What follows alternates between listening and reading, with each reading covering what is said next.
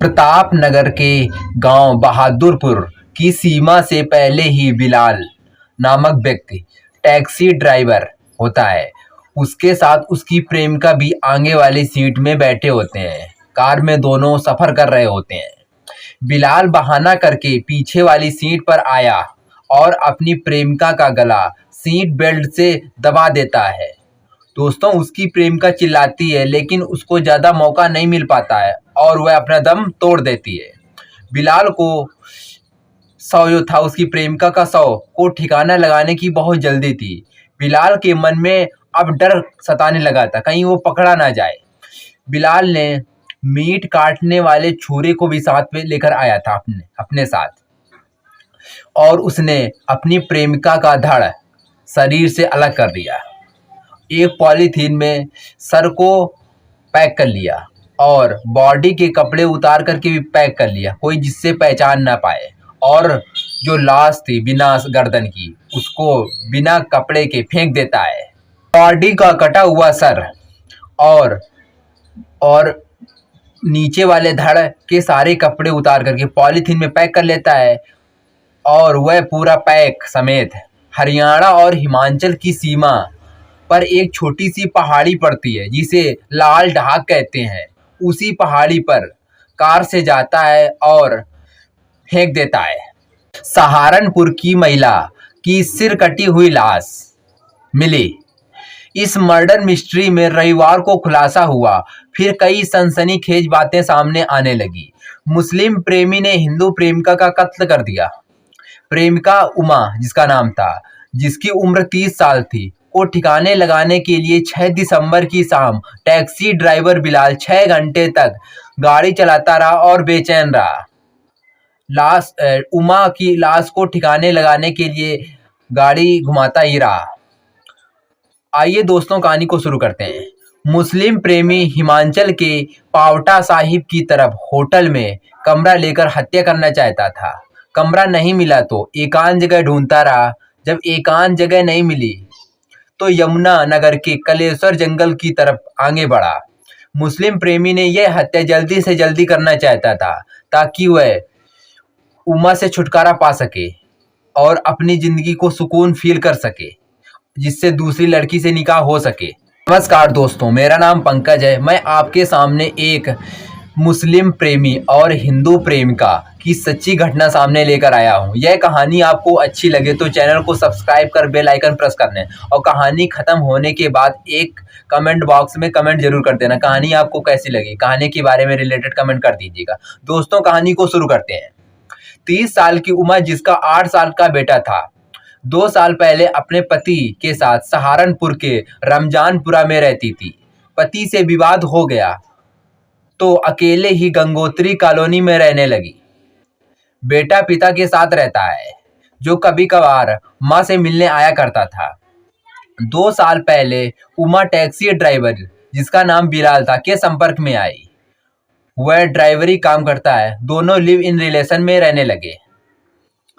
जैसे ही समय बीता, दोनों में प्रेम बढ़ता गया।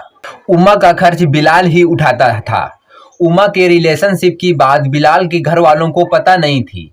उमा का पति हाथ से दिव्यांग था और वह पेंटर का काम करता था। पत्नी के चरित्र को लेकर दोनों में विवाद होता रहता था, जिससे यह रिश्ता लंबा नहीं चला, बहुत ही कम समय में ही खत्म हो गया। उसके बाद उमा बिलाल के संपर्क में आई। टैक्सी ड्राइवर था बिलाल 4 भाई और 4 बहन थे। परिवार बिलाल पर शादी करने के लिए दबाव बना रहा था। नया रिश्ता ढूंढा जा रहा था। उमा के चलते बिलाल शादी करने को तैयार नहीं था, लेकिन बहुत दबाव बना परिवार का, जिससे बिलाल शादी करने के लिए राजी हो गया। 13 दिसंबर को टैक्सी ड्राइवर बिलाल के बहन की शादी होनी थी और 14 दिसंबर बिलाल की बारात जानी थी। एक दिन बिलाल ने उमा को कहा, घूमने चलते हैं। उमा ने पूछा, कहाँ घूमने चले? तो बिलाल ने कहा, ये सरप्राइज है, कहीं भी चलते हैं बाहर। तो उमा ये बात सुनकर के बहुत खुशी हुई और तैयार होने लगी। सहारनपुर के नकुल में बिलाल, जिसकी उम्र 27 साल थी, के घर पर निकाह की तैयारियां चल रही थी। घर वाले धूमधाम से शादी की जोरों शोरों से तैयारियां शुरू कर दिए थे। घर वाले लगातार दबाव बना रहे थे कि निकाह का समय सिर्फ 1 सप्ताह बचा है, बिलाल घर से बाहर ना जाए। बिलाल के दिमाग में सिर्फ उमा की बात घूम रही थी, क्योंकि बिलाल के साथ 2 साल से सहारनपुर की गंगोत्री कॉलोनी में किराए पर लिव इन रिलेशनशिप में दोनों रह रहे थे।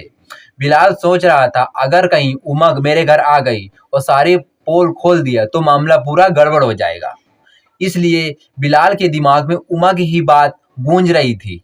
6 दिसंबर शाम 6 बजे बड़े चाव के साथ उमा तैयार हुई, पसंदीदा ड्रेस पहने। उमा तो खुशी से झूम उठी थी। उमा तैयार होने में लगभग 1 घंटा समय ले लिया था, क्योंकि उमा को सजने संवरने का बहुत ही शौक था। हथनी कुंड बैराज में यूपी और हरियाणा को जोड़ने वाला पुल है। बिलाल उसी रास्ते से कार लेकर आया था। उसका हरियाणा में आना सीसीटीवी कैमरा में उसका फुटेज कैद हो गया था। बिलाल ने पहले हिमाचल प्रदेश की तरफ कार घुमाई और होटल की तलाश में था। उमा लगातार बिलाल से बातें किए जा रही थी, लेकिन बिलाल चुप था। बिलाल के दिमाग में उमा को मारने का, जान से मारने का प्लान लगातार चल रहा था और उमा लगातार बातें किए जा रही थी। रात के करीब 8 बज रहे थे। चारों तरफ अंधेरा छा गया था।